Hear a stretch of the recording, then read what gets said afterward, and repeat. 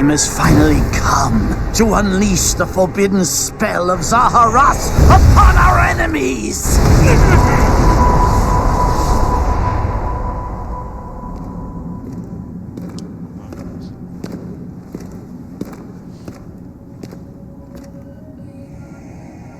What were you thinking, charging right into an enemy's trap? As you and I are one, I too am trapped within this void.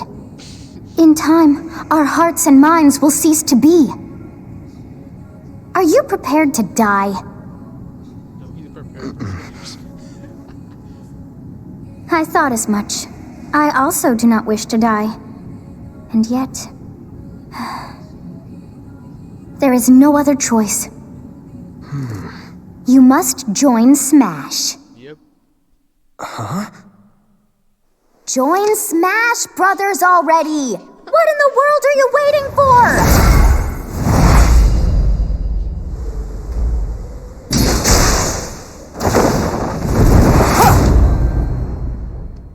So joining Smash consumes even the darkness itself!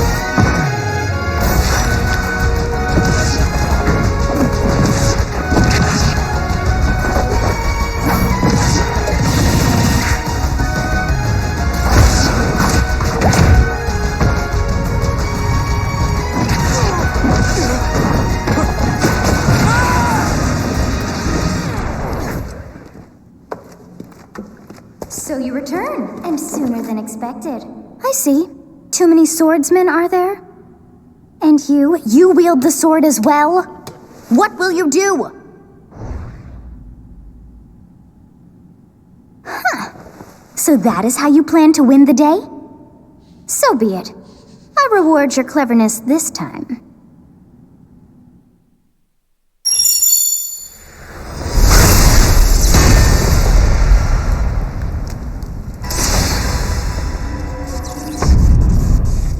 How is this?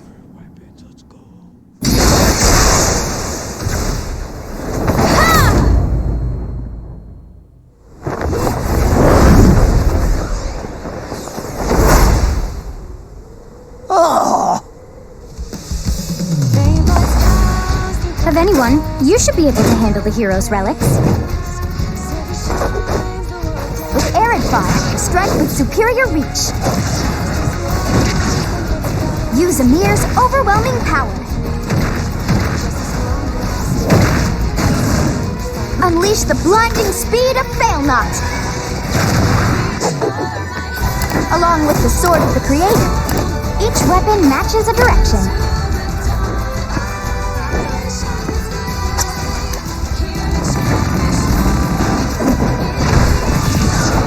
Your will and mine be now as one! To you, both sides of time are revealed! Through Smash, show the world!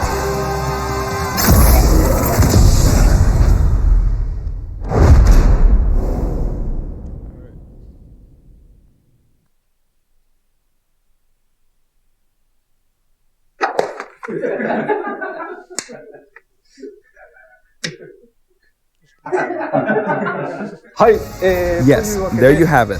Byleth from Fire Emblem Three Houses is joining the battle. Fire Emblem Three Houses was released just last summer, so it's still very new. Even so, you'll soon be able to play as them in Super Smash Bros. Ultimate.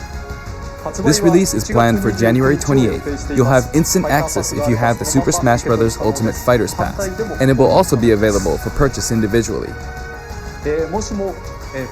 In case you're not familiar with Fire Emblem or Three Houses, I'll explain a few things, so don't worry. First off, what is Fire Emblem? It's really hard to pronounce in Japanese. The producer said it's okay if I just say Fire Emblem. But when writing it, if you don't write Fire Emblem, the Fire Emblem police will come and get you, so please be careful. The series' first entry launched in Japan on the Famicom in 1990. You could say it was a pioneer in the genre of tactical role-playing games. You might be wondering what makes it particularly tactical. Well, it's tactical in that it simulates combat. You can think of it as moving pieces in a board game, or in other words, a game in which you advance units across a grid and battle. When we talk about tactical games of that era, there were lots of ones in which you command tanks, aircrafts, and so on. But Fire Emblem was unique because each unit was a specific character, sort of like in role-playing games. Plus, something made it stand out from other Nintendo products. Characters could permanently die. That's pretty direct language though, so perhaps we should just say they're sleeping with the fishes. But really, if a character fell in battle, you'd lose that unit. They'd be gone and you couldn't use them again. Recent entries in the series maintain this concept of permadeath to some degree in classic mode and what have you, but a lot of games now allow strategic withdrawals, so to speak. In the older games, your units would really be gone, never to be mentioned again. Scary. The game's stories are told like chronicles of war, with increasingly distinct characters and engrossing scenarios. Several characters also appear in the Super Smash Bros. Series, and 6 of the 7 can use a counterattack. It's their down special. There's actually a reason for this. When I was considering how to incorporate Fire Emblem fighters into Super Smash Bros. Melee, I thought it might be interesting to reflect the turn-based nature of the original game. First comes your opponent's turn. They attack and you counter. Next comes your turn. And now, Fire Emblem Three Houses is the 17th game in the series. People who aren't Japanese in particular might be thinking, 17 games? There are that many? Well, if you include Fire Emblem Heroes in the remakes, but you don't include the Satellaview game, Tokyo Mirage Sessions Sharp FE, and Fire Emblem Warriors, then it comes out to 17 games. Let's try saying them in the Fire Emblem Can You Say It challenge. I'll give it a try. 暗黒竜と光の剣、外伝紋章の謎、聖戦の系譜、トラキア776、封印の剣、烈火の剣、聖魔の功績、草原の奇跡、暁の女神、新暗黒竜新紋章、覚醒イフヒーローズエコーズ風化設立。 There you go, 17. 今変な数え方してます。 So you saw how I was counting in a weird way, right? I was counting in binary. つまりこれが This is 0. Fold this here and you get 1, and then you get 2, then 2 plus 1 equals 3. So this would be 4, 5, 6, 7, and 8. And then you get 16. Add 1 and you get 17. Awesome, isn't it? You can actually count up to 31 on one hand. And if you use both hands, you can count all the way up to 1023. If you've given up counting the knots in a tatami mat, you could always give it a go. What is Fire Emblem Three Houses? In Japanese, the male version of the main character is called Bereto and the female version is called Beresu, but in English they share the same name, Byleth. Byleth becomes a professor who ends up leading one of 3 academic houses. Once you've chosen a house, you guide them through their school life and, well, you end up fighting the other houses. After a certain incident, 5 years pass, and you meet up with your grown-up students to battle against the other houses in their regions. It's a very sad game in which your former allies become enemies, turn hostile, and try to kill you. To understand the concept of Fire Emblem Three Houses, I played an early version of the game before its release. I've done the same thing before, with The Legend of Zelda Breath of the Wild, for example.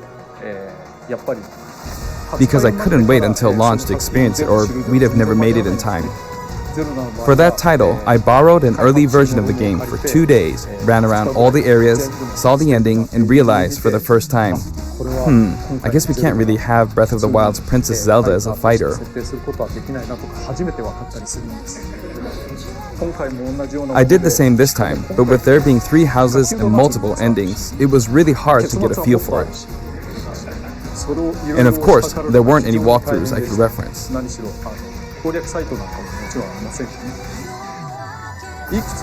The game has multiple routes and the outcome of each is very different. Your experience will vary depending on the route you choose, and many of the characters you meet will adopt different roles in the story. I'll try to avoid spoilers when I'm talking about the fighter. I hope you'll understand. Before my demonstration, I should point out that when I did the Terry Bogard showcase video, I mentioned that it was recorded a month in advance. But this time, we have to account for the holidays and such, so we're filming 2 months in advance of this video's release. Right now, it's actually November. Therefore, some of what I'm about to show you might differ a bit from the finished version. As always, I'm using a special in-game camera and such for demonstration purposes. Here I go.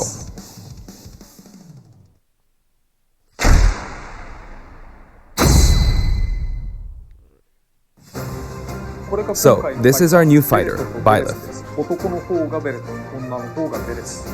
Sadly, they're lacking in mobility. It's maybe a bit better than Robin's, but that's about all you can say for them. Throws are not their strong point either. Their grab lacks range. But actually, you could say that they're distance demon. The hero's relic they use changes depending on the direction you input with the stick. Each of the hero's relics is a weapon that appears in Fire Emblem 3 houses. They look like bones, and there's a reason for that. First, let's talk about the weapon Byleth uses for upward inputs, the Sword of the Creator. The Sword of the Creator here is Byleth's default weapon. They use it for flurry attacks and tilt attacks, such as down tilt attacks, where it takes the form of a whip. They also use the sword for dash attacks and other moves. For their up smash attack, they'll whip the sword upward to launch enemies in the air. For their up air attack, they'll wave the whip sword overhead. The hit detection for this attack lasts for a relatively long time. The up special move is really something. The sword extends like this, allowing you to do things like this. It was pretty terrifying how I knocked him into the air with that attack. And in addition, you can do awful things like this. That said, you'll launch opponents upward until their damage reaches a certain percentage.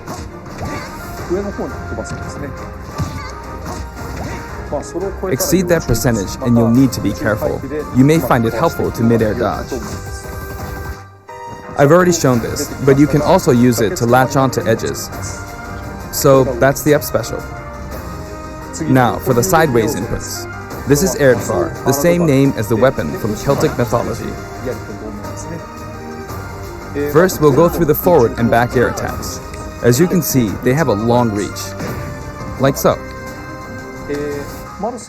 Marth's air attack keeps opponents in check too, right?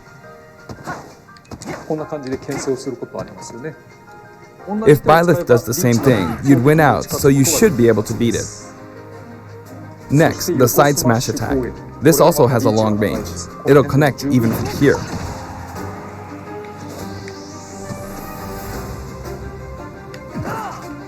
Also, if you add an upward tilt, it will be stronger.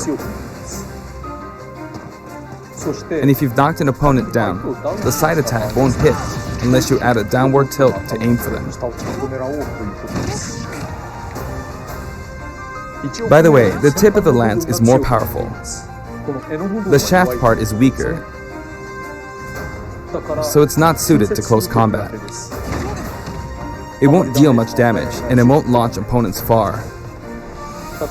That's why, as a rule, you want to hit with the blade part aimed upward, or downward in this case. Next, the side special move. Byleth will simply swing the lance like this, but again, it has excellent reach. For example, even when your opponent is at this distance, it'll still hit.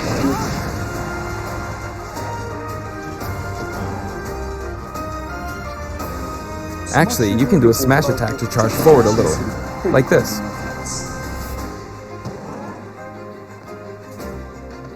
But as you'd expect, it can be easily shielded, so be careful.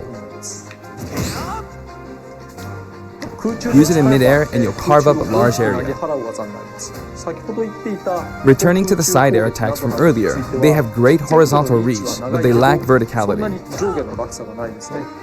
So this complements it well, although you'll be vulnerable when you land. Now, for the downward inputs. For these, Byleth will use an axe called Emir. It's named after a weapon that appears in Ugaritic myth. First, the down air attack. It really is strong. You can try for a meteor effect with this attack. Next is the down smash attack. A heavy swing of the axe back and forth. As you can see, it has a great deal of launch power. And for the down special, Byleth channels all their energy into a devastating strike. It's a bold move, similar to the Falcon Punch, but here's what makes it different. When readying the move, there's a super armor, which allows you to withstand an attack. Just so you know, if you execute a Falcon Punch at about the same time, it plays out like this. It's a bit slower than the Falcon Punch, but due to the super armor effect, you have the advantage. Unless you get grabbed. Another notable aspect is that it lets you pass through platforms. While you're charging up, you can breeze past platforms like this to reach a lower area. It won't let you jump, but you could use it as a surprise attack. Also, you can turn around during the move. The swing takes a while, so if an opponent runs behind you during the move, you can quickly change direction. Even though it can be hard to land a hit with this move, it can be really effective when used against a group of opponents. Plus, even if you fail to land a direct hit, any opponents on the ground nearby will still be launched a little. It's as if the quaking of the ground launches them. By the way, earlier I talked a little bit about the other Fire Emblem characters' moves. I don't recommend using this down special against fighters from the Fire Emblem series, because you'll just get loads of counters. It hits with that much power in a single attack. Counters can actually multiply the power of blocked attacks, and using easily anticipated attacks like this could just get you hit by counter after counter. Next, we have the neutral moves. The bow you use is called Failnaught, which shares its name with the bow from the Knights of the Round Table. It only appears in a few neutral moves. You've got the neutral air attack. This attack is similar to a move of Pit's and other fighters like him. It lets you spin the weapon around. It's also easy to create certain combos with it.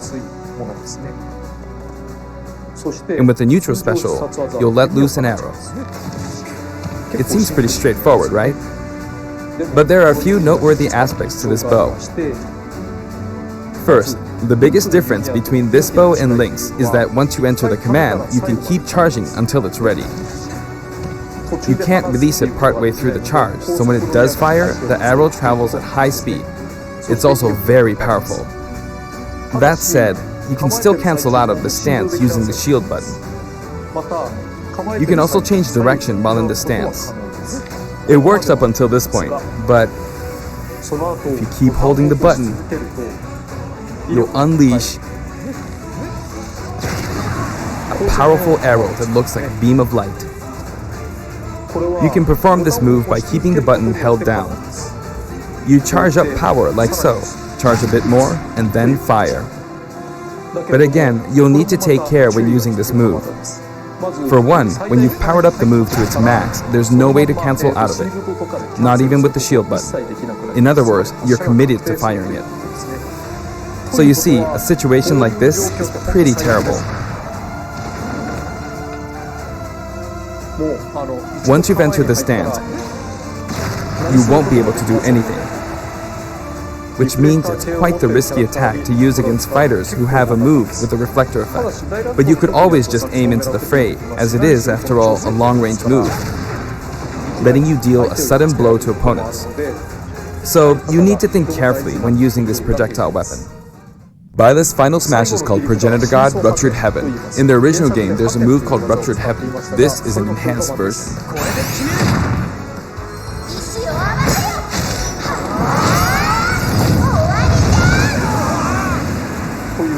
As you can see, you team up with the mysterious Sothis and launch an attack together.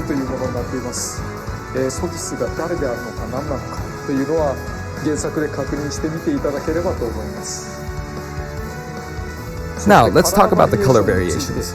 It's set up so that the default and odd-numbered color variations are male, while the even-numbered ones are female. However, the third, fourth, and fifth colors are, as you can see, reminiscent of the house leaders. Those of you who played the original game will of course understand what I'm referring to. The sixth color is based on Sothis, who you just saw earlier. And the seventh and eighth variations have a different hair color, which is based on something that occurs in the course of the original game's story. Didn't we see this variation in the final smash?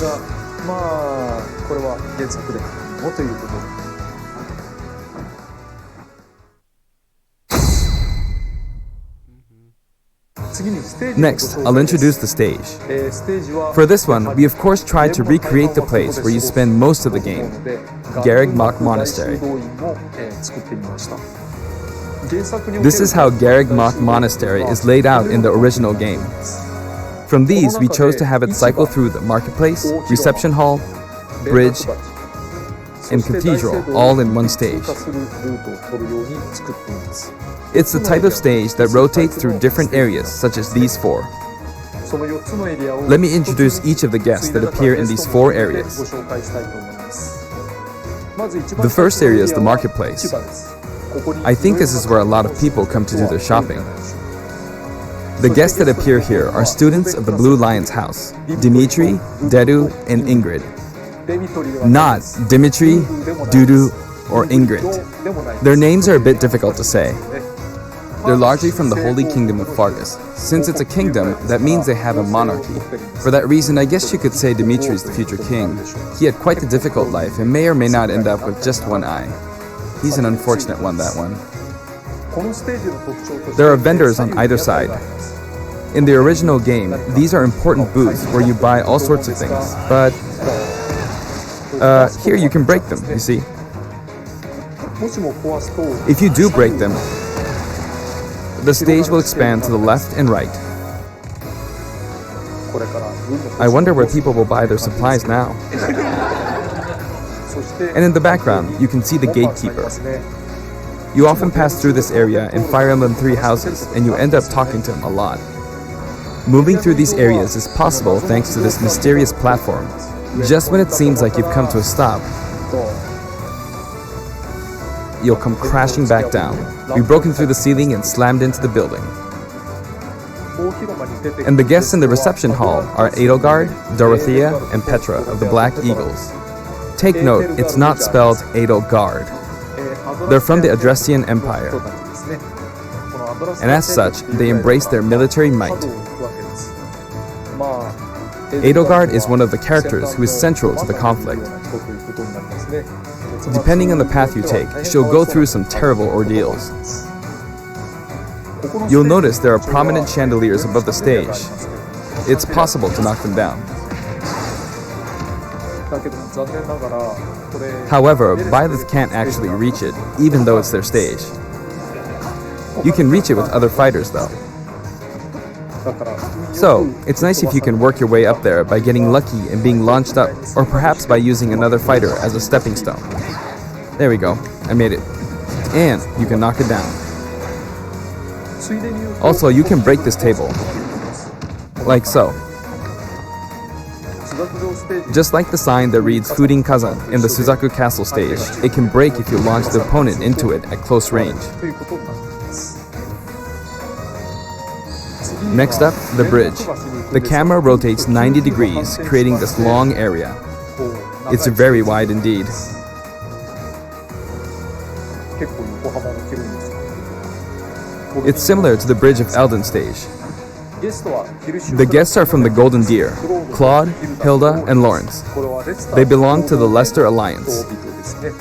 諸行同盟ということはまあつまり連邦とか連合とかそういうような感じで Because it's an alliance of many noble families, you could say that they have a wide assortment of members. And Claude is the sharpest of the bunch.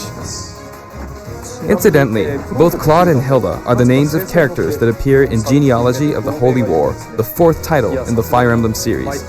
I guess once you've reached the 17th game and are creating 40 characters for each new entry, you're bound to get a bit of name overlap.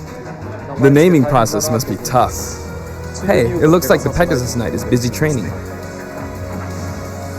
As for the bridge's design, it's just a long pathway, plain and simple. You can expect plenty of blows to be exchanged at the edges of the screen. You could also say it's a place where the fail knot really shines, and in this sense, I think it suits the Golden Deer perfectly.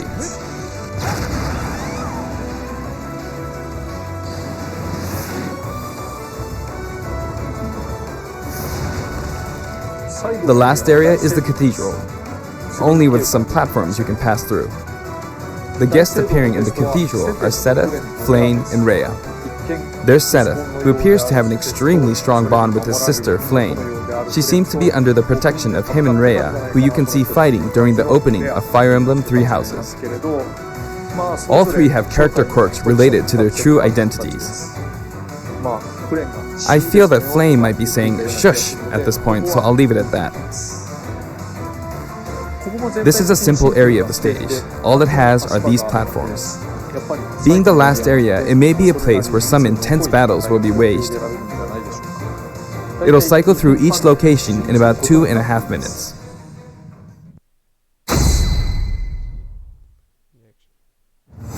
Okay, today we'll have a tag team battle in Squad Strike with the DLC team pitted against Fire Emblem protagonists from throughout the ages. That'll give us precisely 5 players per side. Alright, here we go, Joker. Joker! And Hero!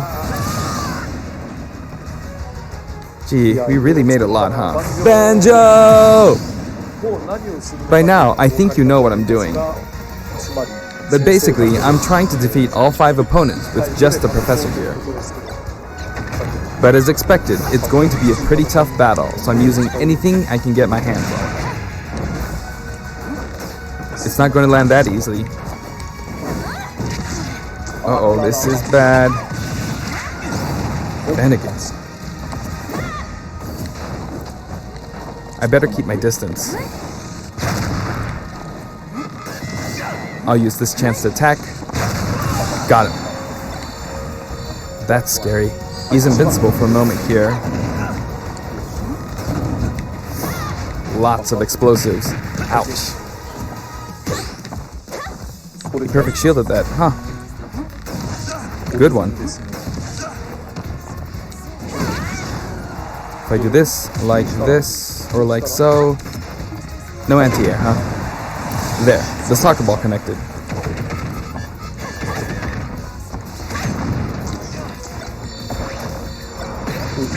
Good, there's Mom. You're in a good spot, Mom. Ah, I shouldn't have taken that. Gardevoir. Well, I guess no one uses projectiles. At this point, it doesn't matter if Gardevoir's there or not.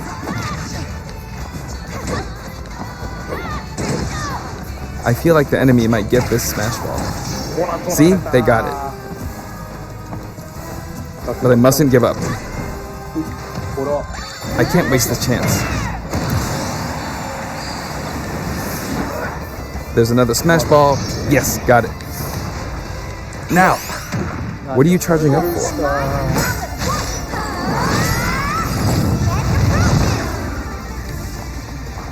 There's still more.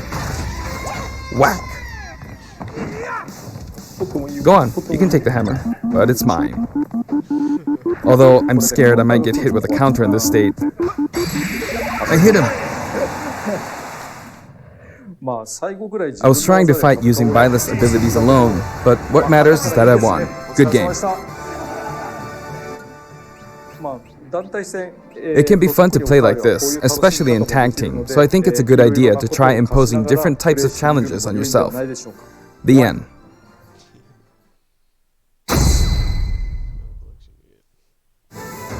Now, about the additional music. Since it's from the Fire Emblem series, we'll be adding each of the new tracks to all the Fire Emblem stages. There are already a lot of Fire Emblem tracks in the game. Our selection this time has been made taking those existing tracks into consideration. 11 songs are being added. This includes an arrangement of the main theme in both Japanese and English. I hope you'll enjoy these as well. We're also adding in a new spirit board. It includes the house leaders among some of the other popular characters. Sothis is Legend class. Also, there's a new classic mode route, a Heroic Legacy, which is designed to let you enjoy classic Fire Emblem stages from throughout the series' history. The final battle is against Master Hand and Crazy Hand, but you'll find that something pretty amusing happens, so look forward to that. Now for the Mii Fighter costumes. Please take a look.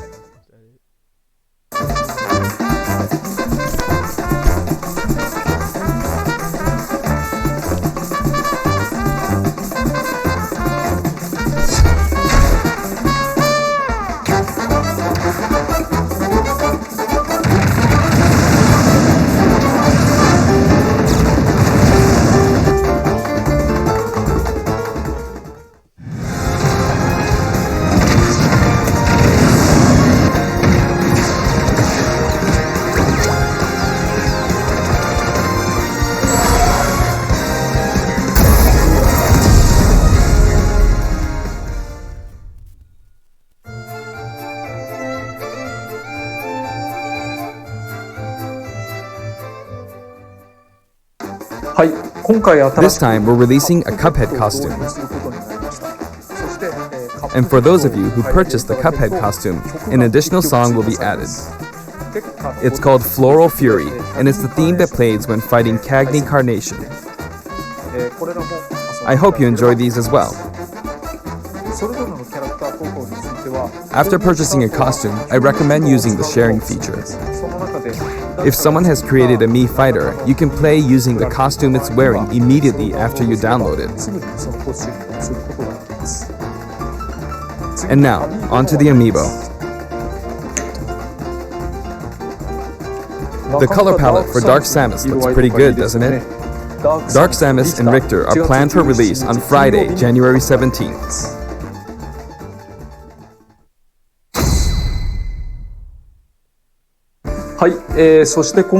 And now, with the addition of Byleth, the Fighter's Pass is finally complete. The lineup was Joker, Hero, Banjo and Kazooie, Terry Bogard, and Byleth. From more than 70 fighters, only 5 have been added. But I must say, this game has always been an exceptional experience. And since the roster was already so large to begin with, right from the start, we intended to make the most out of the new gameplay mechanics and so on. There really were a lot of new mechanics, weren't there? When we add a new fighter, we don't simply make their attacks or their movements a little different. Instead, we try to offer you a whole new style of play.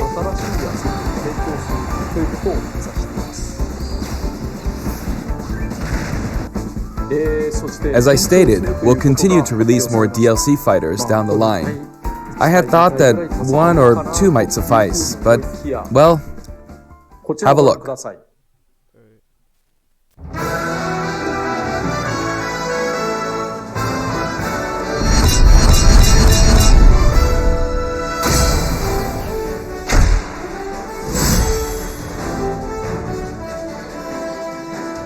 Looks like there will be one more fighter than last time.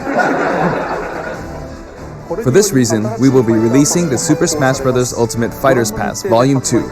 It will be available for pre-purchase on the date shown, so please keep an eye out. And now that it's official, we intend to move ahead with development.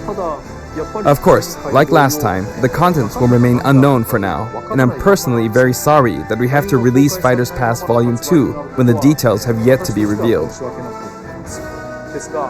Like last time, I'd be very grateful if, despite that, you would understand why and purchase it.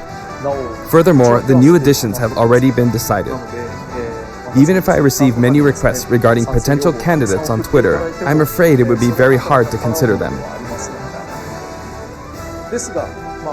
But I still hope you'll look forward to it.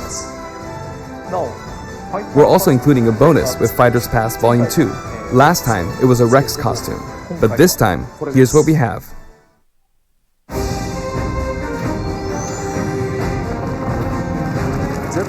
It's a Mii Fighter costume for Mii Sword Fighter, the ancient soldier gear from The Legend of Zelda Breath of the Wild. This will not be for sale individually, so it can only be acquired as part of Fighters Pass Volume 2.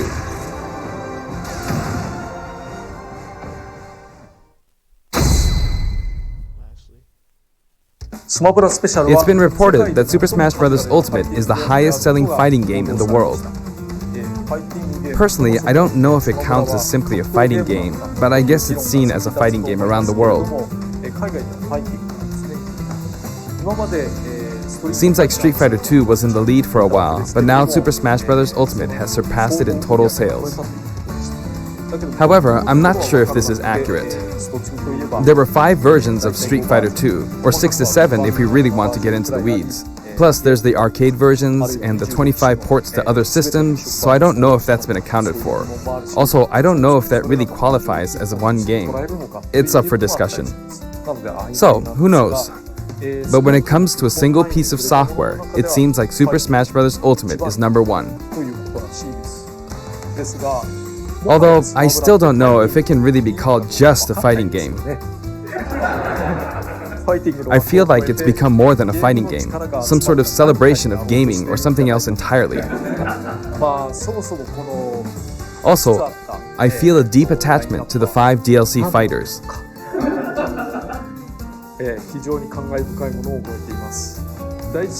The first Fighters Pass just wrapped up, but it was decided that there will be more DLC, which means no breaks for me. I plan to keep working hard, so I hope you can continue to support us. That's it. Thank you.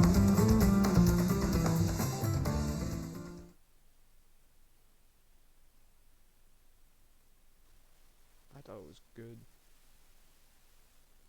I enjoyed it. I thought it was great.